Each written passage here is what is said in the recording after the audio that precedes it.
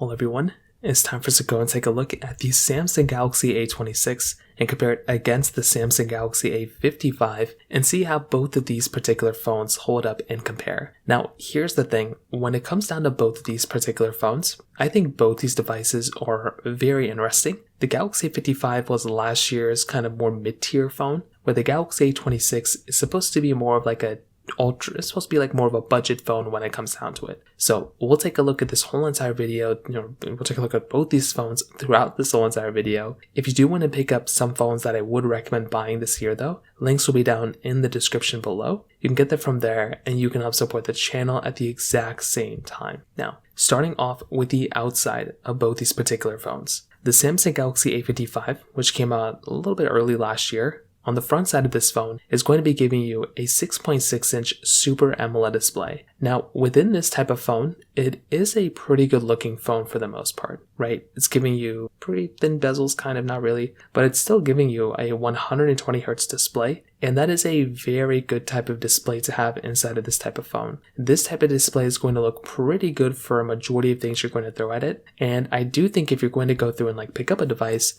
this is a pretty good option when it comes down to it, and that is something that I actually like a lot about these types of devices. So they're good, they have a hole punch display, not really anything super insane that we haven't already seen before, but I do think it's a good looking phone, and I just wish the panel was a little bit more brighter. That's about it, but I do think it's still a good looking phone when it comes down to it. With the Samsung Galaxy A16, this phone is giving you a 6.7-inch Super AMOLED display. So this one is already, it's basically a slightly bigger display. It's also giving you a higher screen to body ratio, which means that it's basically giving you more screen and less bezel. So that right there is another really nice thing going on for this type of device too. On top of that, it still is overall like a pretty good looking device for the most part. Like I still think this phone looks pretty good, but it's giving you a 120Hz display, which is nice, but it's not giving you like a completely bezel-less display. Like this thing basically is giving you this, Infinity U display. So I'm not the biggest fan of it, but I guess it gets the job done. For how much cheaper this phone was retail compared to the other one, the A55, I think it kind of makes sense, to be honest. They're both giving you USB Type-C ports on the bottom, which as always is a nice thing to basically have.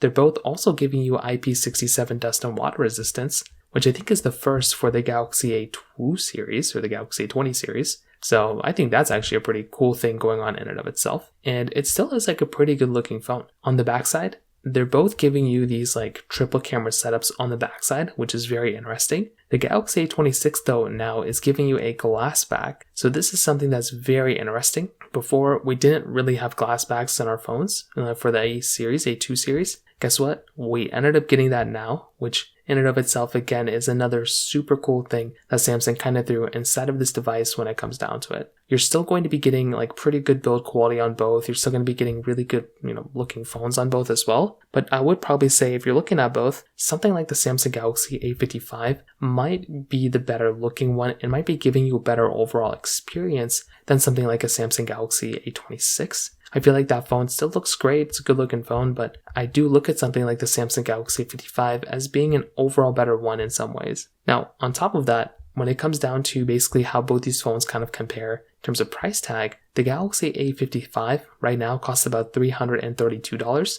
where the Galaxy A26 costs about $289. So this right there is going to be another very interesting thing, because if you're going to go through and pick up a device, once again, it might make more sense to go and buy something like a Samsung Galaxy A55 because it's only slightly more expensive than the A26. So that right there is just another one of those things to keep in mind there as well. On top of that, when it does kind of come down to their cameras, like I said before, they're both giving you triple camera setups on the backside. So they're both 50 megapixel wide angle lenses, but the A55 is giving you a 12 megapixel ultra wide and 5 megapixel macro lens, where the Galaxy A26 is giving you an 8 megapixel ultra wide and a 2 megapixel macro lens. So that right there, you're definitely going to be getting the impression that that particular phone is an overall better experience. The A55 could be a better experience than the A26. A really good advantage for the A55 is that it is giving you 4K at 30 on the back and the front, where the A26 is giving you only 4K at 30 on the back and then 1080p on the front. What I can tell you here though, in my personal opinion,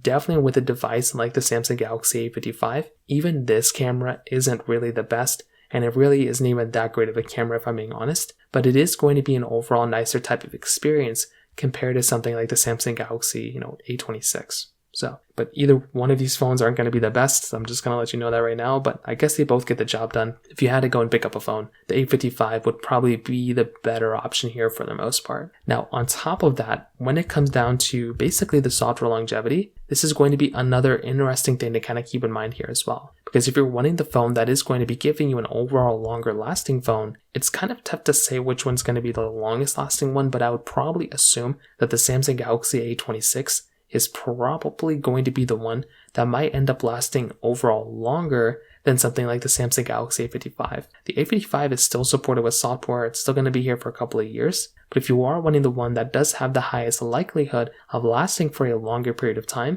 it probably is going to be something like the Samsung Galaxy, like something like the Samsung Galaxy A26. So between these two, I would probably say the A26 is going to be the one that would make more sense to buy in this particular situation. On top of that, when it comes down to battery, what's really interesting here is that both these phones are basically giving you the same size battery. They're both 5,000 milliamp hours. I just did a battery test between my A56 and A26, and I found that my A56 outlasted my A26, and I'll probably say the same thing here. Like, I do have a feeling that my A26 probably would not last as long as my Galaxy A55. I think it's just the way the panels and batteries and chipsets are kind of optimized. So that's just another one of those things to keep in mind there as well. When it comes down to the performance, the Galaxy A55 is going to be giving you the Exynos 1480 chipset with 6, 8, or 12 gigs of RAM, where the Galaxy A26 is giving you the Exynos 1380 chipset with 4, 6, or 8 gigs of RAM. So you do have the higher likelihood on something like the Samsung Galaxy A55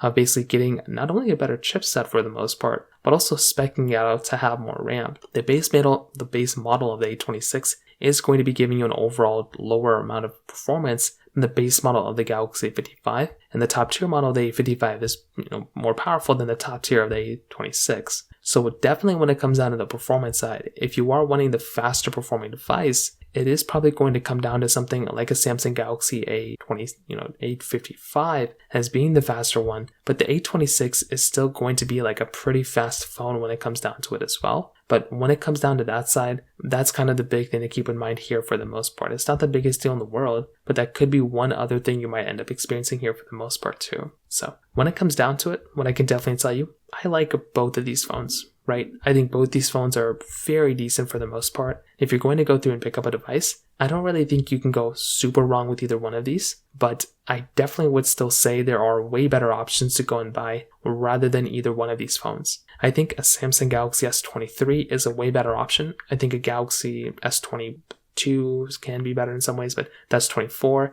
the iPhone 14 Pro, those types of phones I think are better than both of these phones. So from that side, that kind of covers it up there for the most part. If you have any other thoughts or questions, please let me know in the comment section below. Hit the like button, that'll mean so much, but definitely hit that subscribe button. More importantly than everything else, I love every single one of you guys. Hopefully I'll catch you guys in the next video. Peace out till then.